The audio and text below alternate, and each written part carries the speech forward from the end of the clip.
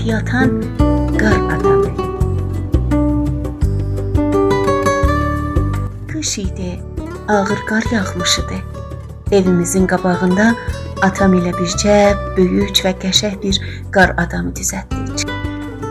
Əlinə bir süpürgə verib, başını isə papaq yerinə bir qap qoyduq. Sonraki gün elə ki yuxudan durduq, qar adamına baş vurmağa getdim. Gördüm, uçub yerə tökülüb. Sinirlərim pozuldu, ağlamağım tutdu.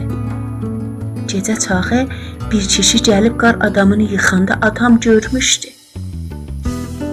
Düşünəndən sonra bu araya gəldi ki, ona belə bir pis iş gördüyünə görə qulaq vurması versin.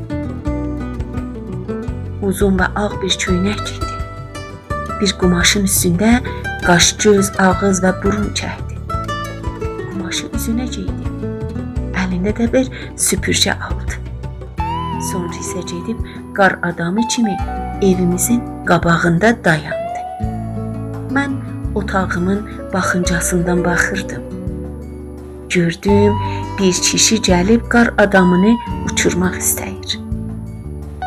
O, elə ki, əlini qar adamına doğru uzatdı, atam bərk bir təpik vurdu onun belindən. Sonra isə yavaşca qar adamı kimi öz yerində durdu. Amma unutmuşdu əllərini qar adamı kimi cin tutsun.